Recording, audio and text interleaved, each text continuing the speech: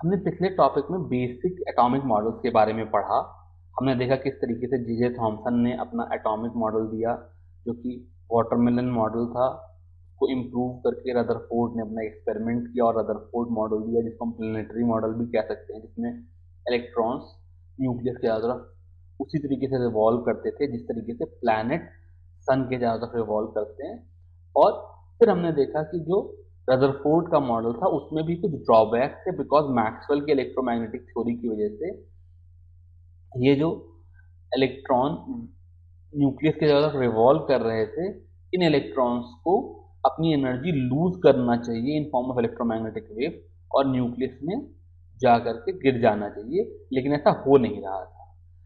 अब इसके ऊपर जो रिफाइंड मॉडल आया वो नील बोर का बोर्स मॉडल ऑफ एटम है। लेकिन बोर्स मॉडल ऑफ एटम को पढ़ने से पहले हम लोग कुछ चीजें और जानने की कोशिश करेंगे जिनके बेसिस पे बोर का मॉडल डेवलप हुआ। तो दो एस्पेक्ट हैं, दो चीजें हैं जो हम सीखेंगे। एक है dual character of electromagnetic radiation और दूसरा है एटॉमिक स्पेक्ट्रा। इन दोनों चीजों के बारे में एक एक करके पढ़ते हैं। तो रेडिएशन यानी कि लाइट जो है, इसका वेव नेचर है या पार्टिकल नेचर है, एक बहुत ही पुरानी लड़ाई है। मतलब काफी पहले से लोग उस बारे में एनालाइज कर रहे थे कि लाइट पार्टिकल है या लाइट वेव है, और सैकड़ों साल के डिस्कशन के बाद फाइनली ऑलमोस्ट एस्टेब्लिश हो गया कि लाइट जो है वो वेव ही है। जो वेव नेचर ऑफ रेडिएशन है वो ये अज्यूम करता है कि जो लाइट है वो बेसिकली इलेक्ट्रोमैग्नेटिक वेव है। इसमें इलेक्ट्रिक फील्ड और मैग्नेटिक फील्ड, इन दोनों चीजों के बारे में भी आप बहुत अच्छे से नहीं जानते हो, क्लास 12 की फिजिक्स में आकर के पढ़ोगे। लेकिन ये इलेक्ट्रिक और मैग्नेटिक फील्ड ये दो वेक्टर क्वांटिटी हैं जो कि इलेक्ट्रिक फोर्स और मैग्नेटिक फोर्स से एसोसिएटेड हैं। तो लाइट में ये इलेक्ट्रिक और मैग्नेटिक फील्ड आपस में एक दूसरे के परपेंडिकुलर ऑसिलेट करती हैं। कुछ इस तरह का इसका प्रोपगेशन होता है, यानी अगर कोई लाइट है जो कि इस डायरेक्शन में मूव कर रही है इस तरीके से, तो जो इलेक्ट्रिक फील्ड होगी वो डायरेक्शन ऑफ प्रोपगेशन के परपेंडिकुलर इस तरह से, और magnetic field direction of propagation के परपेंडिकुलर इस तरीके से होगी, सच दैट इलेक्ट्रिक और मैग्नेटिक फील्ड एक दूसरे के परपेंडिकुलर हो, और ये किसी वेव की तरह से इनकी वैल्यू बढ़ और घट रही होती है। They keep on oscillating in the space. तो अगर जो मेरी इलेक्ट्रोमैग्नेटिक वेव है वो इसी तरीके की वेव है जिसमें इलेक्ट्रिक फील्ड या मैग्नेटिक फील्ड कुछ इस तरीके से बढ़ रही है और फिर घट रही है और फिर बढ़ रही है और फिर घट रही है, तो ये जो एक क्रस्ट से दूसरे क्रस्ट तक की दूरी है ये इसकी वेवलेंथ कहलाएगी, और इसे मैं लेमडा से डिनोट करता हूं। दूसरी बात यह है कि ये वेव मूव कर रही होगी, इसलिए इसकी कुछ वेलोसिटी होगी। लाइट के लिए जो वेलोसिटी होती है ये 3 × 10⁸ मीटर पर सेकेंड होती है। तीसरी जो इस वेव की कैरेक्टरिस्टिक प्रॉपर्टी आई वो इसकी फ्रीक्वेंसी हुई। तो इसका मतलब इस वेव को यहां से यहां मूव करने में जो टाइम लगा, यहां से यहां जाने में, इस टाइम को मैं टाइम पीरियड कैपिटल टी से डिनोट करता हूं। टाइम पीरियड हो गया ये वेव के ऑसिलेशन का, और फ्रीक्वेंसी जिसको न्यू से डिनोट करते हैं इसकी वैल्यू 1/t हो गई। क्लियरली अगर मैं देखूं तो अगर लेमडा डिस्टेंस चलने में इसको t टाइम लग रहा है तो c की वैल्यू λ/t होगी, इसको मैं लैम्डा इंटू 1/t लिख सकता हूं, और ये लैम्डा इंटू न्यू हो गई। यानी कि किसी भी इलेक्ट्रोमैग्नेटिक रेडिएशन के लिए उसकी वेवलेंथ और फ्रीक्वेंसी आपस में इंडिपेंडेंट नहीं है, they are inter related by this relation c is equal to lambda nu. जो कि c एक यूनिवर्सल कांस्टेंट है जिसकी वैल्यू मुझको पता है, इसलिए अगर मुझको लैम्डा पता हो तो मैं फ्रीक्वेंसी बता सकता हूँ, और फ्रीक्वेंसी पता हो तो वेवलेंथ बता सकता हूँ। यहाँ पर जब मैं वेव की बात कर रहा हूँ तो मैं wave moving in free space की बात कर रहा हूँ, जहां पर वेलोसिटी ऑफ लाइट कांस्टेंट होती है। किसी मैटर में जाएगी तो वेलोसिटी ऑफ लाइट पे क्या फर्क पड़ेगा, वेवलेंथ कैसे बदलेगी, ये सब चीजें हम लोग इस चैप्टर में जानने की कोशिश नहीं करेंगे। तो वेव की ये जो दो कैरेक्टरिस्टिक प्रॉपर्टीज हैं, फ्रीक्वेंसी और वेवलेंथ, इनका आपस में रिलेशन मैंने निकाल दिया कि frequency into wavelength is equal to velocity of light which is 3 into 10 to the power of 8। अब ये दोनों जो प्रॉपर्टी हो गई वो इंडिपेंडेंट नहीं रह गई, वो एक दूसरे पे डिपेंडेंट हो गई।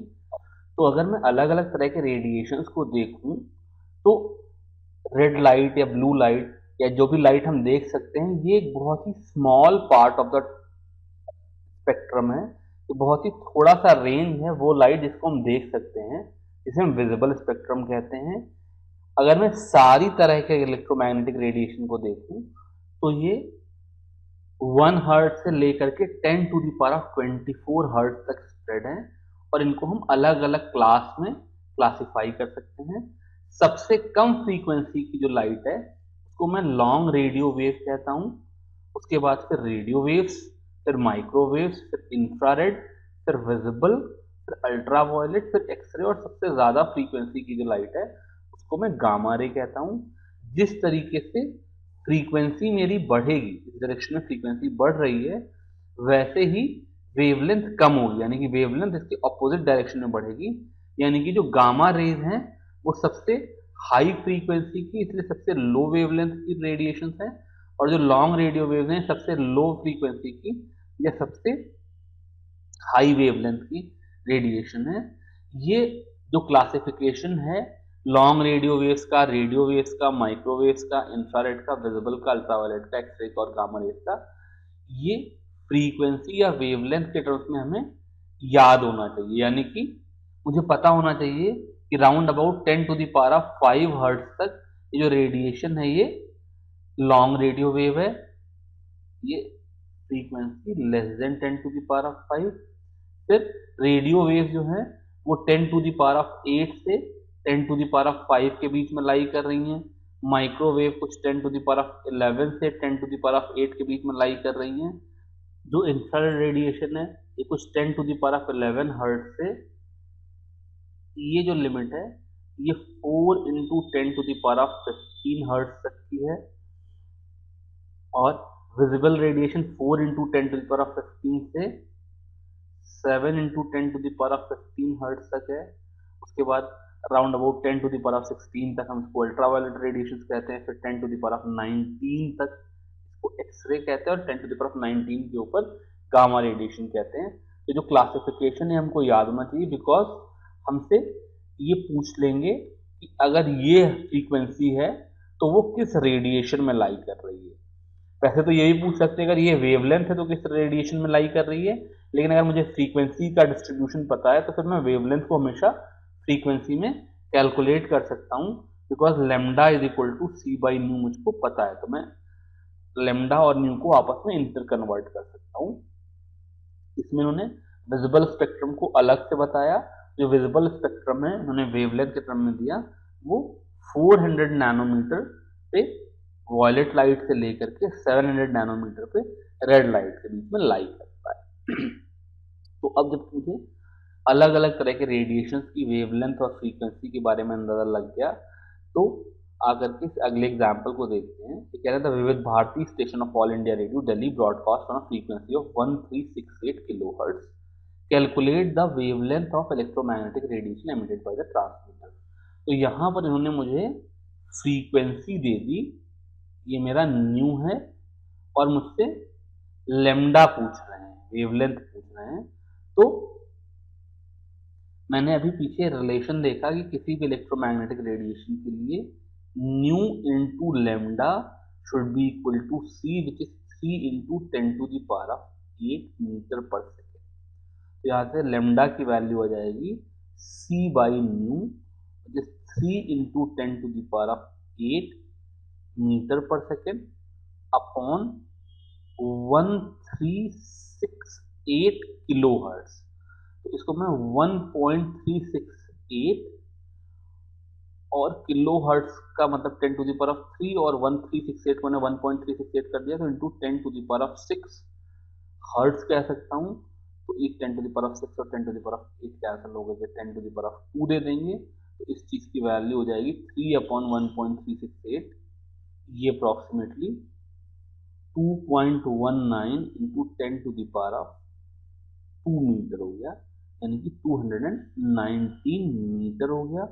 अब मैं पीछे वाला चार्ट देखूं, वेवलेंथ जो रेडियो वेव की है वो 1 मीटर से लेकर के 10 टू द पावर 0 का मतलब 1 हो गया, से round about 10 to the power 3 यानी कि 1000 मीटर तक होती है।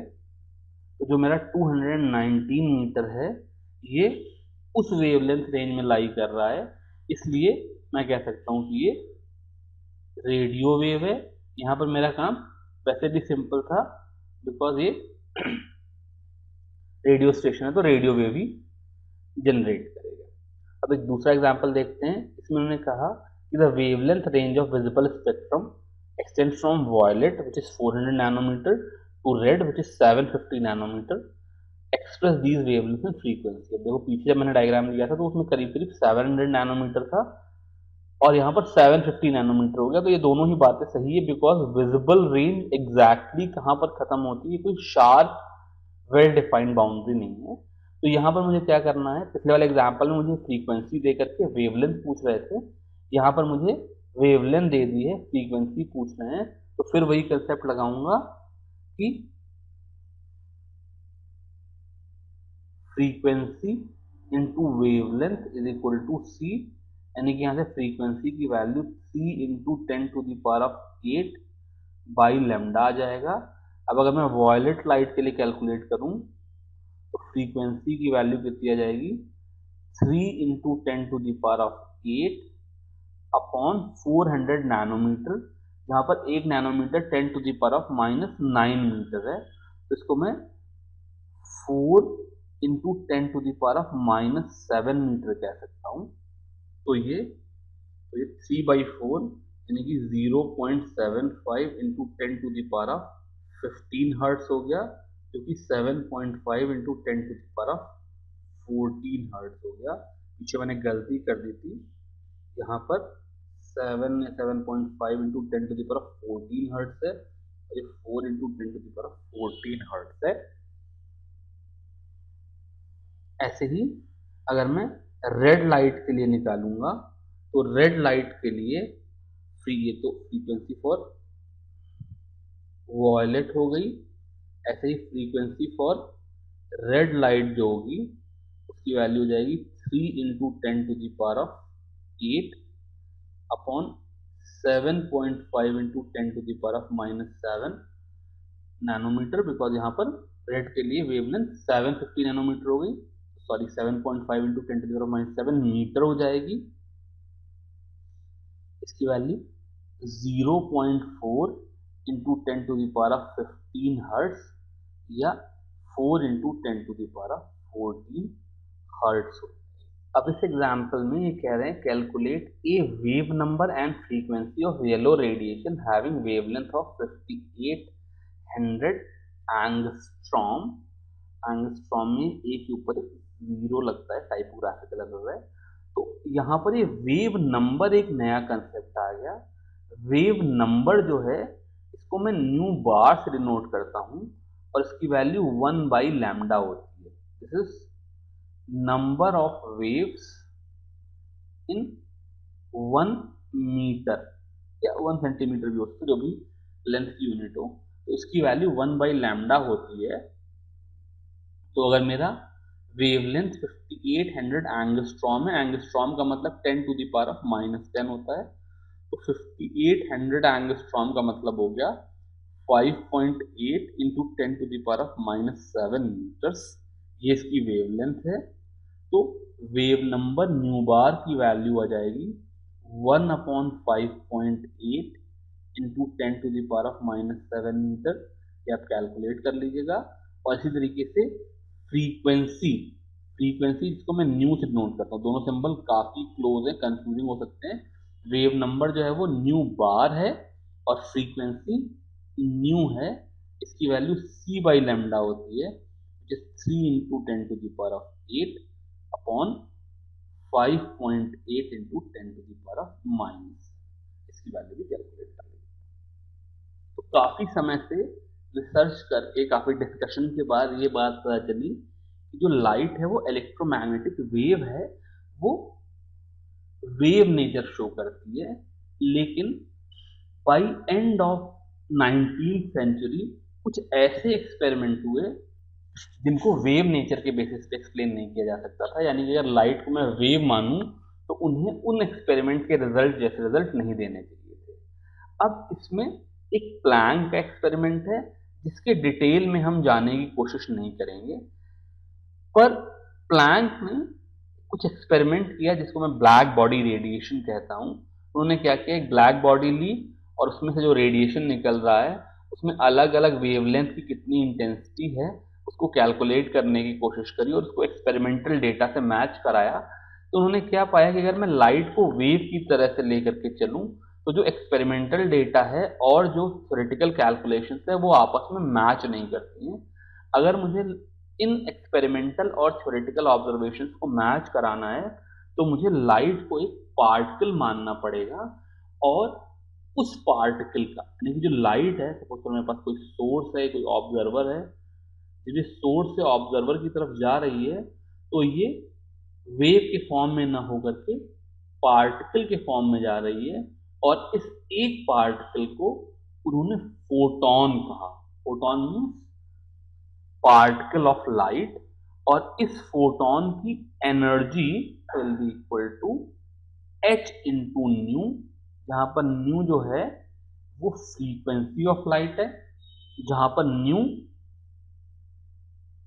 फ्रीक्वेंसी ऑफ लाइट है और h एक कांस्टेंट है जिसकी वैल्यू 6.6 इंटू 10⁻⁻34 है। ऑब्वियसली जो एनर्जी होगी इसकी यूनिट जूल होगी और फ्रीक्वेंसी की यूनिट 1/सेकेंड होगी।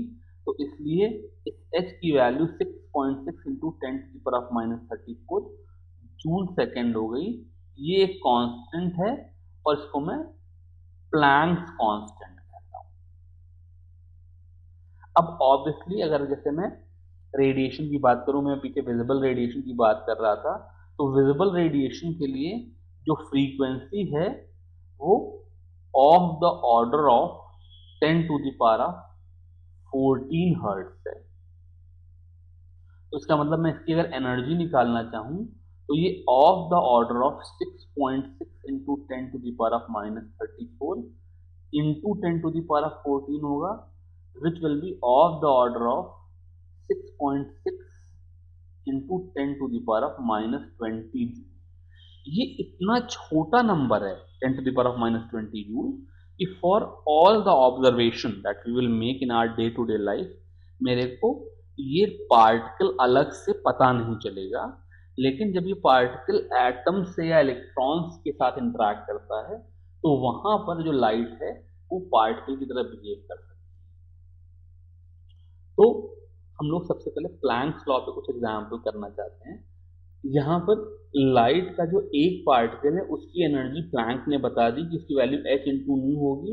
अब इसी के बेसिस पे मुझे कैलकुलेशन करने हैं।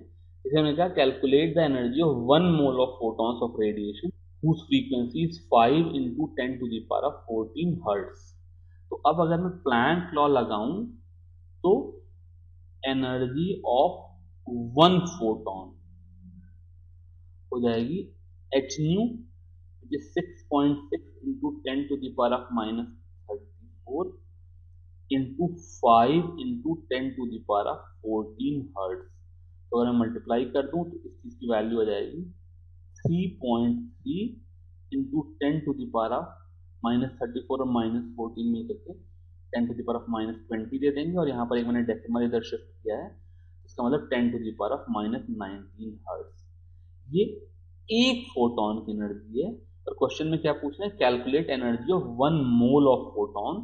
तो एनर्जी ऑफ 1 मोल फोटॉन जो हो जाएगा उसकी वैल्यू हो जाएगी एक फोटॉन की energy which is 3.3 into 10⁻⁻19 hertz into number of particles which is 6.022 into 10⁻23। ये नंबर ऑफ फोटॉन्स इन 1 मोल हो गया। तो सिंपल यूनिटरी मेथड से अगर एक फोटॉन की एनर्जी इतनी है तो 1 मोल फोटॉन की energy 3.3 into 10⁻19 into 10⁻23 into 6.022 into 10⁻23 हो जाएगी। तो इसको आपस में मल्टीप्लाई करेंगे तो ये अप्रोक्सीमेटली 20 इंटू 10⁻4 या 2 इंटू 10�5 जूल्स हो जाएगा। तो एक मोल फोटॉन्स जो कि विजिबल रेंज में लाई कर रहे हैं 5 इंटू 10⁻14 हर्ट्ज की, उनकी एनर्जी 5 इंटू 10�5 जूल हो जाएगी। अब इसी कंसेप्ट को यूज करके दूसरा प्रॉब्लम है उनका, a 100 watt bulb emits monochromatic light of wavelength 400 nanometer, calculate number of photons emitted per second by the bulb. तो फिर अगर इसकी पावर 100 वॉट है और मुझे number of photons per second चाहिए, तो पहले तो मुझे टोटल एनर्जी कितनी चाहिए ये मुझे निकालनी पड़ेगी। Total energy required is equal to power into time. मेरे पास एक 100 वॉट का बल्ब है जिससे एक सेकेंड में कितने फोटोन निकल के आ रहे हैं मुझे ये बताना है। तो पावर इंटू टाइम हो जाएगा 100 जूल्स। वॉट इंटू सेकेंड की वैल्यू जूल हो जाएगी, बिकॉज वॉट इज जूल पर second, power is energy per unit time होता है। तो इसका मतलब मुझे टोटल 100 जूल एनर्जी देनी है, और ये एनर्जी किस फॉर्म में दे रहे हैं? In form of monochromatic light. Monochromatic मतलब एक ही कलर की लाइट है जिसकी वेवलेंथ 400 नैनोमीटर है। तो टोटल एनर्जी रिक्वायर्ड तो 100 जूल है, और एक फोटोन की एनर्जी एच न्यू। अब यहाँ पे मुझे न्यू नहीं दिया है, वेवलेंथ दी है, तो मैं न्यू को सी बाई लैम्डा लिख लूंगा। तो एक फोटोन की एनर्जी है एच सी बाई लैम्डा, यानी कि 6.6 into 10⁻³ into 3 into 10⁻8 upon 4 into 10⁻⁻7। तो ये हो जाएगा 6.6 इंटू 10⁻⁻34 इंटू 7.5 इंटू 10⁻14। इसको सॉल्व करेंगे, ये नंबर आ जाएगा अप्रोक्सीमेटली 5 इंटू 10⁻⁻19 जूल। तो इसका मतलब ये कह रहे हैं कि मेरे पास एक बल्ब है जो कि एक सेकेंड में 100 जूल एनर्जी देता है। बताओ वो कितने फोटोन देगा एक सेकेंड में, अगर एक फोटोन की एनर्जी 5 इंटू 10⁻⁻19 जूल है। तो फिर से यूनिटरी मेथड लगा लेते हैं। अगर 5 इंटू 10⁻⁻19 जूल के लिए मुझे एक फोटोन चाहिए, तो इसका मतलब मुझे एक जूल के लिए चाहिए होगा 1/5 इंटू 10⁻⁻19 फोटॉन्स, और इसलिए मुझे 100 जूल के लिए चाहिए होगा 100/5 इंटू 10⁻⁻19 फोटॉन्स। तो 100/5 हो गया 20 इंटू 10⁻19, यानी कि 2 इंटू 10⁻20 फोटॉन्स। इस तरीके से number of photons emitted per second by the bulb आ जाएंगे। अब इन दोनों प्रॉब्लम्स में अगर हम देखें तो ये प्रॉब्लम बहुत ही सिंपल थी। यहाँ पर जो एक कंसेप्ट इंपॉर्टेंट है वो ये है कि अगर एक फोटॉन की एनर्जी में निकाल लूँ तो मैं फिर पूरा प्रॉब्लम सिंपल यूनिटरी मेथड से कर सकता हूँ। इस पिछले प्रॉब्लम में जब एक फोटॉन की एनर्जी आ गई तो एक मोल फोटॉन की एनर्जी सिंपली मल्टीप्लाई करके आ गई, और इस सेकेंड प्रॉब्लम में मेरे को एक फोटॉन की एनर्जी मिल गई, तो अगर मुझे टोटल एनर्जी 100 जूल चाहिए तो वहां से नंबर ऑफ फोटॉन मिल गए। इस नंबर ऑफ फोटॉन को एक दूसरी तरीके से भी निकाल सकते थे। अगर इस नंबर ऑफ फोटॉन्स को मैं n ले लूं तो n into H C by lambda की वैल्यू टोटल एनर्जी आ जाती जो कि 100 जूल आ जाती। यहां से भी मेरे n की वैल्यू कितनी आ जाती 100 upon H C by lambda, इसकी वैल्यू 5 इंटू 10⁻⁻19 है। तो यहां से भी मेरा वही आंसर आ जाता जिस 2 इंटू 10⁻20 फोटॉन।